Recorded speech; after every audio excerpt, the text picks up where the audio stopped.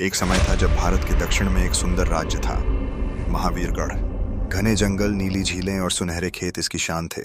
लेकिन इस शांत राज्य के ऊपर खतरा मंडरा रहा था, कालापुर के निर्दयी राजा भैरव सिंह का। भैरव सिंह लूट और हत्या का देवता था। उसकी सेना रात के अंधेरे में घुस आती और गांव तबाह कर देती। लेकिन महावीरगढ़ के राजा राणा भीमा उसके आगे झुकने वाले नहीं थे। राणा भीमा एक विशालकाय योद्धा थे। उनके कंधे चौड़े, बाजू मजबूत, छाती पर युद्ध के कई निशान। गोरी त्वचा, घने बाल और चेहरे पर एक छोटी सी चुटिया उनकी पहचान थी। उनके शरीर पर कई घावों के निशान थे। हर एक एक युद्ध की कहानी कहता था। एक दिन जंगल में घूमते हुए राणा भीमा ने एक लड़की की चीख सुनी। 3 डाकू उसे घेरे खड़े थे।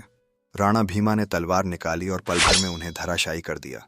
लड़की ने डरते हुए कहा, मैं मृदुला हूं, नागरी गांव की वैद्य की बेटी। राणा भीमा ने मुस्कुराते हुए कहा, तुम सुरक्षित हो, मैं राणा भीमा हूं। उस दिन के बाद राणा भीमा का मन बदल गया। वह रोज नागरी गांव जाने लगे।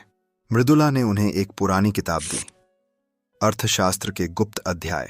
इसमें रणनीति है, उसने कहा, तुम्हारे लिए।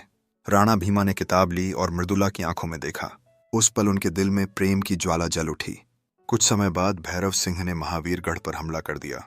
उसकी सेना रात में घुस आई और गांव लूटने लगी। एक दुखद खबर आई, मृदुला को बंदी बना लिया गया था। राणा भीमा का दिल टूट गया। वह तुरंत अपने विश्वस्त योद्धाओं के साथ जंगल में निकल पड़े। 3 दिन की चुपके की यात्रा के बाद वे भैरव सिंह की गुफा के पास पहुंचे, जहां मृदुला को बांधा गया था। राणा भीमा ने कहा, हम सीधे नहीं लड़ेंगे, हम उनके दिमाग से लड़ेंगे। उस रात उन्होंने जंगल में जानवरों की आवाजें निकालने वाले यंत्र लगा दिए। शेर की दहाड़, भेड़िए की चीख। भैरव सिंह के सैनिक डर गए। उन्हें लगा कि जंगल के भूत आ गए। वे भागने लगे। इसी बीच राणा भीमा और उसके योद्धा गुफा में घुसे। उन्होंने मृदुला को छुड़ाया और कंधे पर उठाकर जंगल से बाहर निकल आए।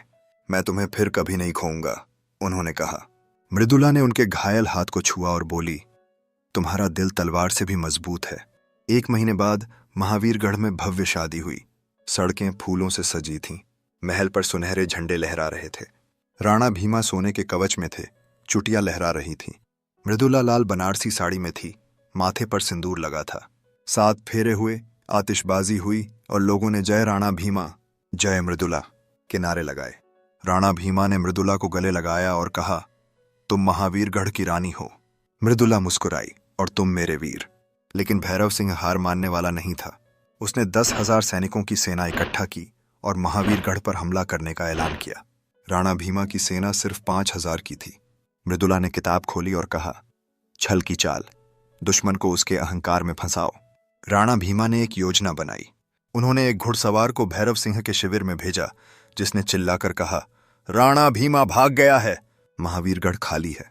भैरव सिंह खुशी से पागल हो गया और पूरी सेना को आगे बढ़ा दिया। लेकिन रास्ते में गहरे गड्ढे खोदे गए थे, जिन्हें घास से ढका गया था। जैसे ही सैनिक आगे बढ़े, सैकड़ों उनमें गिर पड़े। तभी जंगल से तीरों की बारिश हुई। राणा भीमा के योद्धा पेड़ों के पीछे से निकल आए। भैरव सिंह खुद आगे बढ़ा। राणा भीमा उसके सामने खड़े हो गए। भयंकर युद्ध हुआ। भैरव सिंह ने राणा भीमा के कंधे पर वार किया, लेकिन राणा भीमा ने उसकी पैर की नस काट दी। वह गिर पड़ा। राणा भीमा ने तलवार उसकी गर्दन पर रखी और कहा, मैं तुम्हें मौत नहीं दूंगा, तुम जीवित रहोगे, ताकि देख सको कि असली शक्ति प्रेम और न्याय में होती है। भैरव सिंह को कारागार में डाल दिया गया। राणा भीमा ने प्रजा को बचाया। उन्होंने नए कुएं खुदवाए, पाठशालाएं बनाईं और वैद्यशाला खोली, जहां मृदुला खुद दवाइयां बांटती थीं। उन्होंने एक नियम बनाया, कोई भी भूखा नहीं सोएगा। हर पूर्णिमा को राजमहल में सभी के लिए भोज होता। गरीब, अमीर, बच्चे, बूढ़े सभी एक साथ बैठकर खाते। राणा भीमा और मृदुला के एक बेटे का नाम धर्मवर्मा रखा गया। साल बीतते गए और महावीरगढ़ शांति और समृद्धि का प्रतीक बन गया। एक रात जब चांद चमक रहा था, राणा भीमा ने मृदुला से कहा, मैंने सिर्फ वही किया जो प्रेम करने वाला करता है। प्रेम ही सच्ची शक्ति है। आज भी महावीरगढ़ के बच्चे गाते हैं, राणा भीमा थे बहादुर, मस्कुलर शरीर, चुटियाधारी। उन्होंने प्रेम से जीता युद्ध और बचाई मातृभूमि हमारी। और भी ऐसी कहानी सुनने के लिए वीडियो को लाइक करें, हमारे चैनल को सब्सक्राइब जरूर करें।